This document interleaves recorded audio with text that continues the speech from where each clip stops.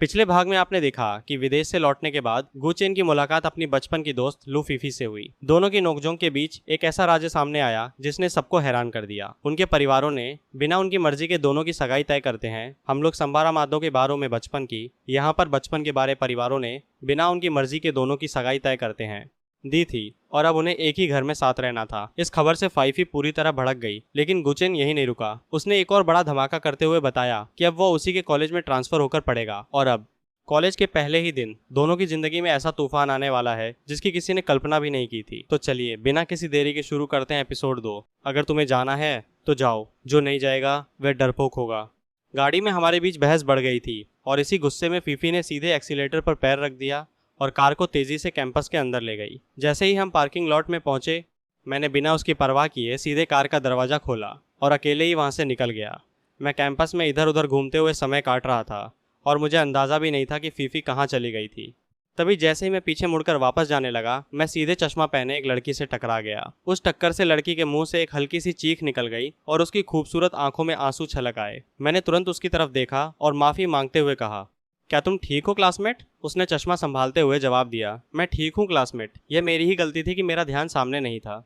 मैंने पूछा, क्या तुम यहाँ नई आई हो? मैंने तुम्हें पहले कैंपस में कभी नहीं देखा। उसने मुस्कुराते हुए कहा, हाँ तुम ऐसा कह सकते हो, मैं असल में आज ही यहाँ आई हूँ। फिर उसने अपनी आंखों में एक चमक के साथ पूछा, चूंकि तुम यहाँ नए हो तो क्यों ना मैं तुम्हें पूरा कैंपस घुमा दूँ?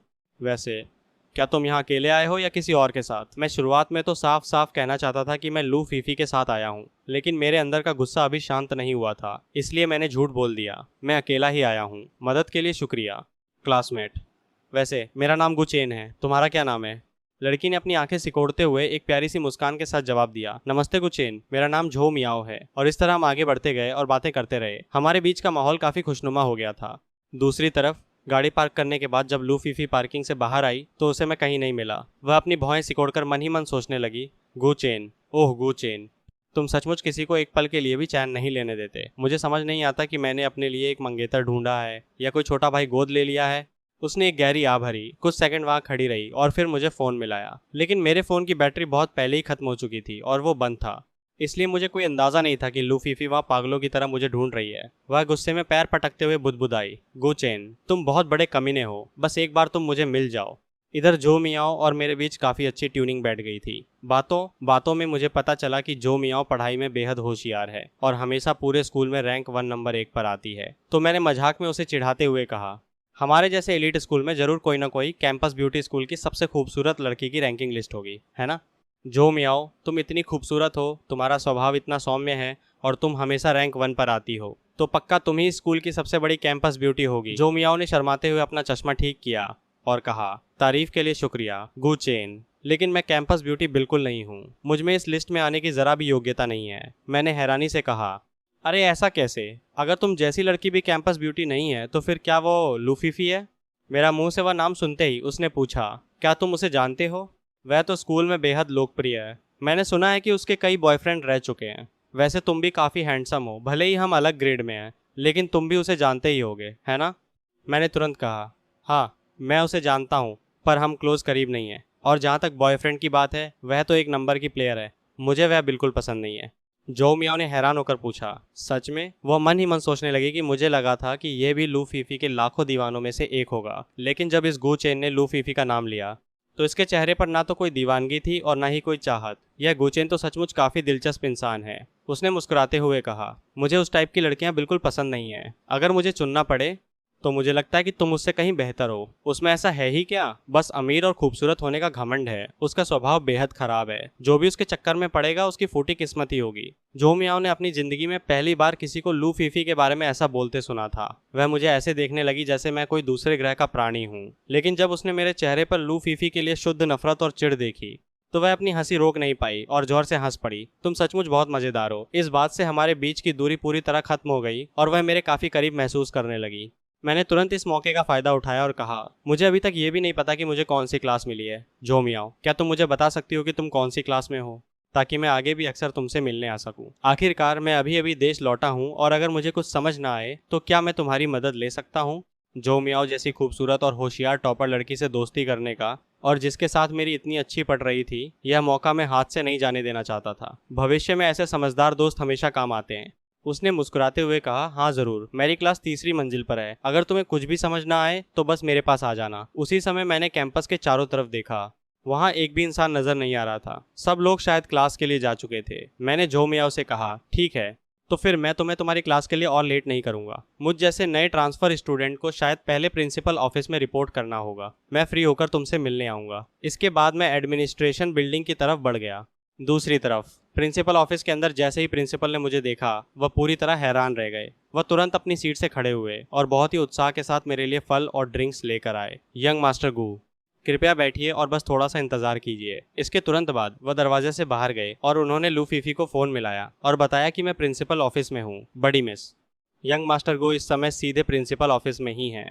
यह सुनकर कि लू फीफी ने बात मान ली है, उन्होंने चापलूसी भरे अंदाज में कहा, अरे वाह, बिल्कुल परफेक्ट। मिस, आपको यहाँ आने की कोई जरूरत नहीं है, आप अपनी क्लास में जाइए। मैं बस कुछ ही देर में एक टीचर के साथ यंग मास्टर गू को सीधे आपकी क्लास में भिजवा दूंगा। जैसे ही लू फीफी ने फोन काटा, प्रिंसिपल ने चैन की सांस ली। वह वापस ऑफिस में आए और एक और कॉल किया।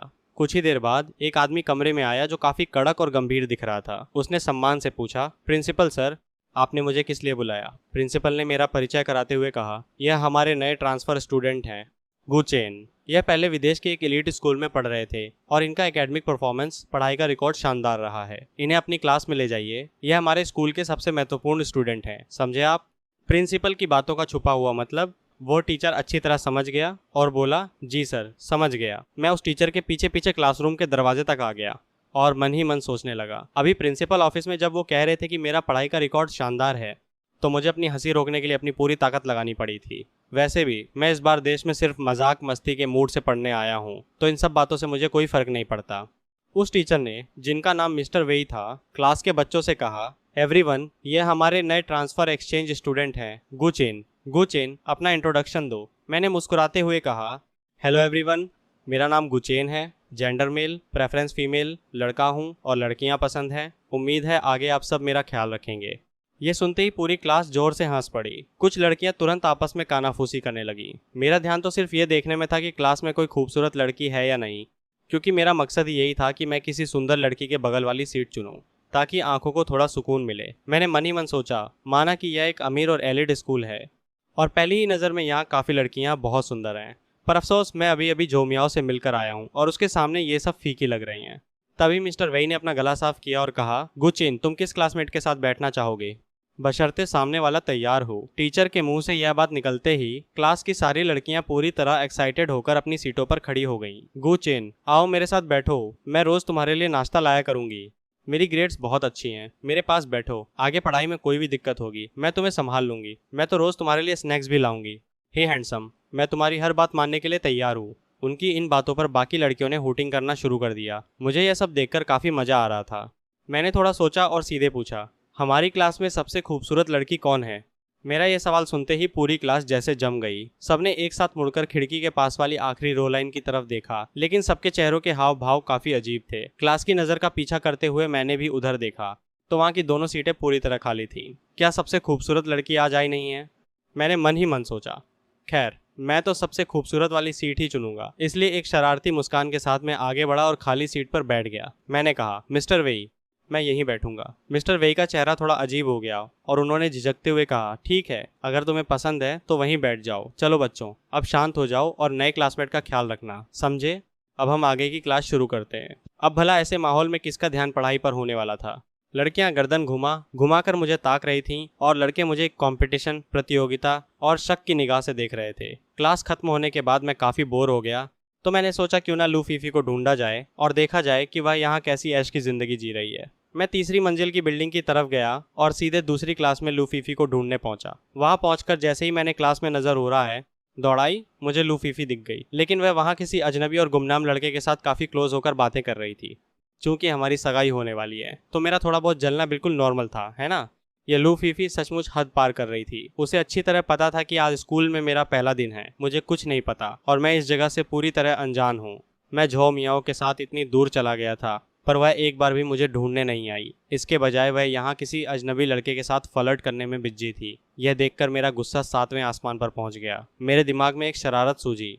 लू फीफी, जब तुम मेरे साथ ऐसा कर सकती हो तो अब मेरे पलटवार के लिए तैयार रहो, बस देखती जाओ। मैं और जो मियाओ बाहर आए। मैंने वहां खड़ी एक लड़की से कहा, हे क्लासमेट, क्या तुम मेरी एक मदद कर सकती हो? जरा अंदर जाकर लू फीफी को बाहर बुला दो, उससे बस इतना कहना कि उसका पति उसे ढूंढ रहा है, प्लीज। लड़की ने हैरान होकर कहा, ओहो हो, ठीक है, मैं अभी जाती हूँ। वह अंदर गई और बोली, लू फीफी, तुम्हारा पति बाहर तुम्हें ढूंढ रहा है।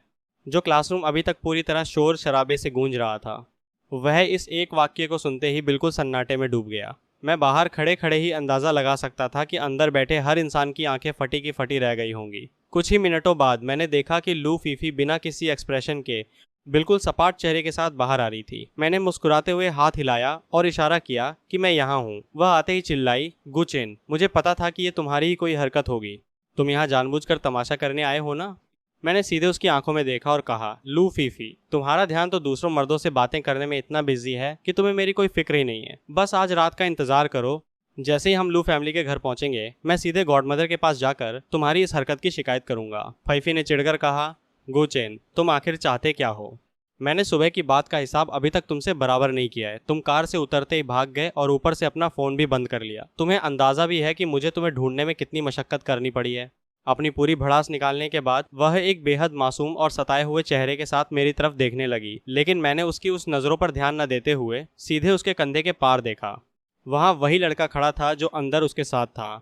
इससे जो भी अक्षर ई के 200 तरफ के लड़का खड़ा था, वो भी उसके पीछे पीछे बाहर आ गया था और हमारी तरफ ही देख रहा था। उसे देखते ही मेरे चेहरे पर हल्की सी मुस्कान आ गई। अगले ही पल बिना कुछ कहे मैंने आगे बढ़कर लू फीफी की कमर पकड़ ली और उसे अपनी तरफ खींच लिया। अचानक हुई इस हरकत से वह पूरी तरह चौंक गई, इससे पहले कि वह कुछ समझ पाती। मैंने उसके होठों पर हल्का सा चुंबन दे दिया। उसकी आंखें आश्चर्य से पूरी तरह फैल गईं। कुछ पल के लिए जैसे समय ही रुक गया। आसपास खड़े सभी छात्र यह नज़ारा देखकर दंग रह गए। और उधर वह लड़का जिसने अभी तक लू फीफी के साथ बातें की थी, गुस्से से अपनी दोनों मुट्ठियां भींचकर रह गया। उसके चेहरे पर साफ जलन दिखाई दे रही थी, लेकिन लू फीफी के नियमों की वजह से वह हमारी तरफ एक कदम भी बढ़ाने की हिम्मत नहीं कर सका। वह सिर्फ दांत पीसते हुए हमें देखता रह गया। मैंने जानबूझकर लू फीफी का हाथ पकड़ा और उसे भीड़ से थोड़ा दूर ले गया। कुछ सेकंड बाद उसे होश आया। उसने झटके से खुद को मेरी पकड़ से छुड़ाया और गुस्से से मुझे घूरते हुए बोली, गुचेन, किसने तुम्हें इतनी हिम्मत दी कि तुम मेरे साथ ऐसा करो? क्या मैं तुम्हारे साथ कुछ ज्यादा ही अच्छी रही हूँ? मैंने तुरंत दोनों हाथ उठाकर मासूम चेहरा बनाया और बोला, अरे गुस्सा मत करो, मैं सच में बेकसूर हूँ। मैंने बस तुम्हें उस लड़के के साथ इतना करीब देखा कि मुझे जलन होने लगी, इसलिए मैंने जानबूझकर ऐसा किया ताकि वह समझ जाए कि तुम मेरी मंगेतर हो और आगे कभी तुम्हारे पास आने की हिम्मत न करे। लू फीफी ने गहरी सांस ली और कुछ पल तक मुझे घूरती रही, फिर नाराजगी भरे स्वर में बोली, गुचेन, क्या तुम भविष्य में थोड़ा ढंग से व्यवहार कर सकते हो? हर बार मेरे लिए नई मुसीबत खड़ी करना बंद करो। मैं बस शांति से अपनी पढ़ाई पूरी करना चाहती हूँ। क्या तुम मेरी इतनी सी बात मान सकते हो? मैंने मुस्कुराते हुए माहौल हल्का करने की कोशिश की। ठीक है, अब गुस्सा छोड़ो, चलो साथ में लंच करते हैं। बिना उसके जवाब का इंतजार किए मैंने उसका हाथ पकड़ लिया और उसे कैफेटेरिया की तरफ ले जाने लगा। लेकिन जैसे ही हम कैफेटेरिया पहुंचे, लू फीफी ने अपने कुछ दोस्तों को देख लिया। उसने धीरे से मेरा हाथ छुड़ाया और बोली, तुम जाकर पहले खाना ले लो, मैं अभी आती हूँ। इतना कहकर वह अपनी सहेलियों के पास चली गई और मैं अकेला ही भीड़ के बीच खाली सीट ढूंढने लगा। पूरा कैफेटेरिया छात्रों से भरा हुआ था। लगभग हर टेबल पर कोई न कोई बैठा था। काफ़ी देर तक इधर उधर देखने के बाद मेरी नज़र एक कोने की टेबल पर पड़ी। वहाँ एक बेहद खूबसूरत लड़की अकेली बैठकर चुपचाप खाना खा रही थी। उसके चेहरे पर कोई भाव नहीं था, लेकिन उसकी शांत और रहस्यमयी मुस्कान उसे बाकी सबसे अलग बना रही थी। मैं उसके पास गया और विनम्रता से पूछा, माफ़ कीजिए, यहाँ कोई सीट खाली नहीं है। अगर आपको कोई परेशानी ना हो तो क्या मैं आपके साथ यह टेबल शेयर कर सकता हूँ? लड़की ने कुछ सेकंड तक बिना कुछ बोले मेरी तरफ देखा, फिर उसने हल्का सा सिर हिलाया। ठीक है, मैं मुस्कुराकर उसके सामने बैठ गया। हम दोनों बिना कुछ बोले अपना अपना खाना खाते रहे। हालांकि पूरे समय मेरी नज़रें बार बार उसी की तरफ चली जाती थीं। उसके चेहरे की शांति और रहस्यमयी स्वभाव में कुछ ऐसा था जो अनजाने में ही किसी को उसकी तरफ आकर्षित कर देता था। मैंने जल्दी जल्दी अपना खाना खत्म किया और बिना ज़्यादा बात किए कैफेटेरिया से बाहर निकल गया। दोपहर की पहली क्लास भाषा की थी। जैसे ही मैं क्लासरूम में पहुंचा, मेरी नज़र सीधे उस आखिरी सीट पर गई। मैं कुछ पल के लिए ठिठक गया। अरे, ये तो वही लड़की है जिसके साथ मैंने अभी कैफेटेरिया में खाना खाया था। वह चुपचाप अपनी सीट पर बैठी किताब पढ़ रही थी। उसके चेहरे पर हमेशा की तरह वही शांत भाव थे। मैं अपनी सीट पर बैठते हुए मुस्कुराया और धीरे से बोला, क्या संयोग है, हम फिर से मिल गए। उसने मेरी तरफ एक नज़र डाली, हल्का सा सिर हिलाया और फिर दोबारा अपनी किताब में खो गई। मैंने मुस्कुराकर पूछा, वैसे तुम्हारा नाम क्या है? मैं इस स्कूल में नया हूँ, इसीलिए अभी किसी को जानता भी नहीं। लेकिन उसने कोई जवाब नहीं दिया। कुछ पल तक कमरे में खामोशी छाई रही। मैंने दोबारा पूछा, कम से कम अपना नाम तो बता दो। इस बार उसने हल्की सी भौहें सिकोड़ ली। शायद उसे मेरी लगातार बातें करना पसंद नहीं आ रहा था।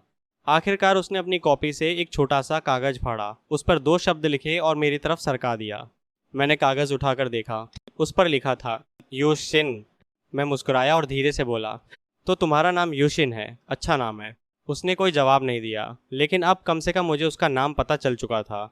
इसके बाद मैंने उसे परेशान करना बंद कर दिया। क्लास शुरू हुई, लेकिन मेरे लिए पढ़ाई किसी लोरी से कम नहीं थी। कुछ ही मिनटों में मेरी आंखें भारी होने लगीं। दूसरी तरफ यूशिन पूरे ध्यान से टीचर की हर बात सुन रही थी और नोट्स भी बना रही थी। बीच में एक बार टीचर ने मुझसे सवाल पूछा, लेकिन किसी तरह जवाब देकर मैं फिर अपनी सीट पर बैठ गया। आखिरकार क्लास खत्म हुई। मैंने दोनों हाथ फैलाकर जोर की अंगड़ाई ली और बिना कुछ सोचे अपनी डेस्क पर सिर रखकर गहरी नींद में सो गया। पता नहीं कितनी देर बीत गई। अचानक किसी ने मेरे कंधे पर हल्के से हाथ रखा। मैंने आंखें खोली तो सामने यूशिन खड़ी थी। वह शांत आवाज में बोली, स्कूल की छुट्टी हो गई है, क्या तुम यही सोते रहने का इरादा रखते हो? मैंने चारों तरफ देखा। पूरा क्लासरूम खाली था। अब वहाँ सिर्फ मैं और यूशिन ही बचे थे। मैंने हैरानी से चारों तरफ देखा। सचमुच पूरी क्लास खाली हो चुकी थी। यूशिन ने पहली बार हल्की सी मुस्कान के साथ कहा, अगर हम अभी भी यहीं बैठे रहे तो कुछ ही देर में सिक्योरिटी गार्ड पूरे स्कूल के दरवाजे बंद कर देगा। क्या तुम सच में आज रात यहीं सोने वाले हो? मैं शर्मिंदा होकर जल्दी से अपनी सीट से खड़ा हो गया। ओह धन्यवाद। अगर तुम मुझे नहीं जगाती तो शायद मैं सच में यहीं रात बिता देता।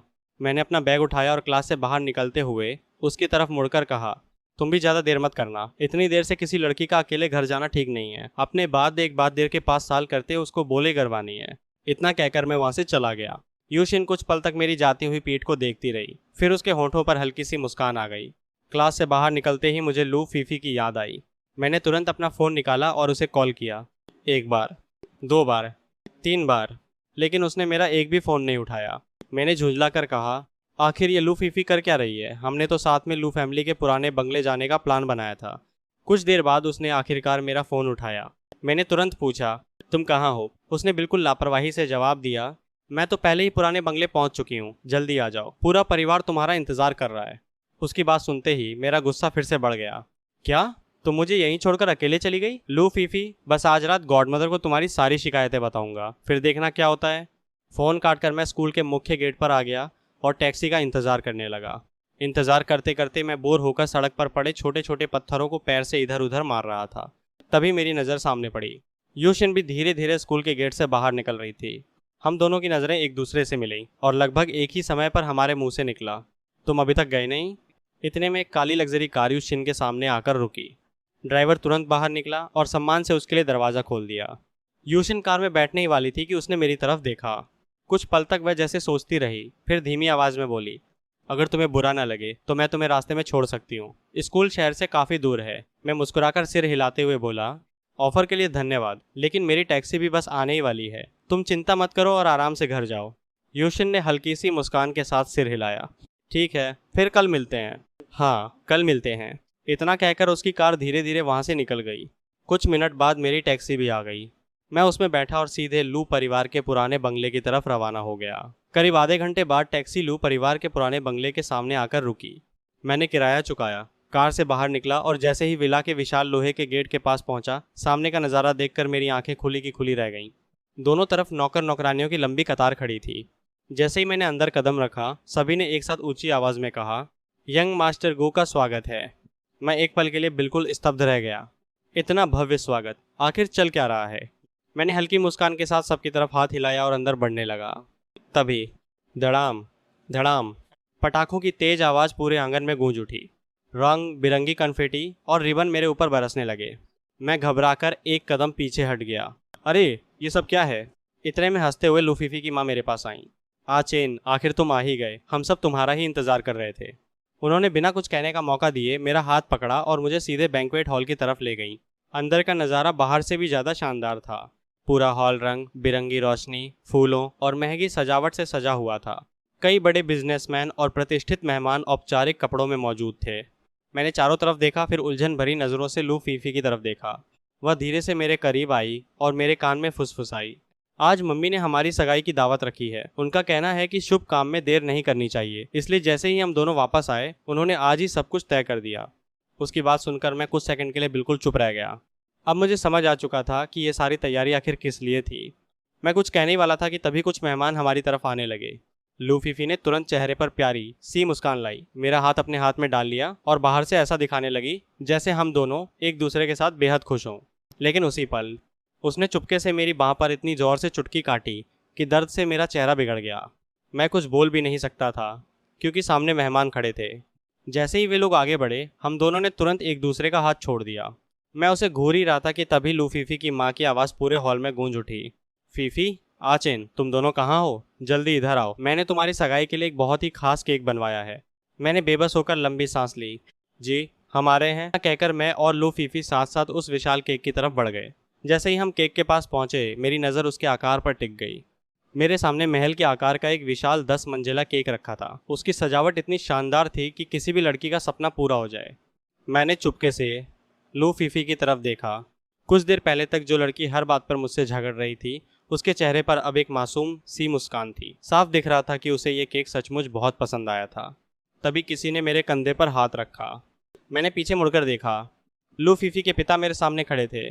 उन्होंने स्नेह भरी मुस्कान के साथ कहा, ऊपर से किसनदार की बोत पार बरथा, आचेन, अब फीफी की जिम्मेदारी तुम्हारे हाथों में है। मैं चाहता हूँ कि तुम हमेशा उसका ख्याल रखो, उसे कभी दुख मत देना। उनकी बात सुनकर मैं कुछ पल के लिए चुप हो गया। इसी बीच लू परिवार के मुखिया दादाजी भी हमारे पास आ गए। उनके चेहरे पर हमेशा की तरह रौब था, लेकिन आज उनकी आंखों में एक अलग ही खुशी दिखाई दे रही थी। उन्होंने हम दोनों को देखते हुए कहा, तुम दोनों को साथ देखकर मुझे बहुत सुकून मिलता है। जब तक तुम दोनों खुश रहोगे और एक दूसरे का साथ निभाओगे, मुझे किसी और चीज़ की ज़रूरत नहीं है। इतना कहकर उन्होंने भी प्यार से मेरे कंधे पर हाथ रखा। दूसरी तरफ लू फीफी ने धीरे से होंठ फुला लिए। वह मन ही मन बड़बड़ाई, क्या किसी ने मुझसे कभी पूछा भी कि मैं इस लड़के से शादी करना चाहती हूँ या नहीं? लेकिन दादाजी की सख्त नज़र अपने ऊपर पड़ते ही उसने तुरंत अपनी बात वहीं रोक ली। इतने सारे मेहमानों के सामने उनसे बहस करने की हिम्मत उसमें भी नहीं थी। उसी समय दादाजी आगे बढ़े और हाथ में माइक्रोफोन लेकर ऊंची आवाज़ में बोले, आज मैं आप सभी के सामने आधिकारिक रूप से गुचेन और लू फीफी की सगाई की घोषणा करता हूँ। पूरा हॉल तालियों की गड़गड़ाहट से गूंज उठा। दादाजी ने आगे कहा, चूंकि दोनों अभी अपनी पढ़ाई पूरी कर रहे हैं, इसलिए फिलहाल यह सिर्फ सगाई है। शादी उनकी ग्रेजुएशन के बाद पूरे रीति रिवाजों के साथ की जाएगी। उनकी बात खत्म होते ही एक बार फिर पूरा हॉल तालियों से गूंज उठा। आईडी सेल कॉम्प्लेक्स के बाद बीजेपी में कोई बार खुता है बात बूंदोंगे। मैं और लू फीफी एक दूसरे के बगल में खड़े थे। बाहर से हम दोनों मुस्कुरा रहे थे, लेकिन अंदर ही अंदर हम दोनों के दिमाग में बिल्कुल अलग अलग बातें चल रही थीं। और यहीं से उनकी ज़िंदगी का एक नया अध्याय शुरू होने वाला था।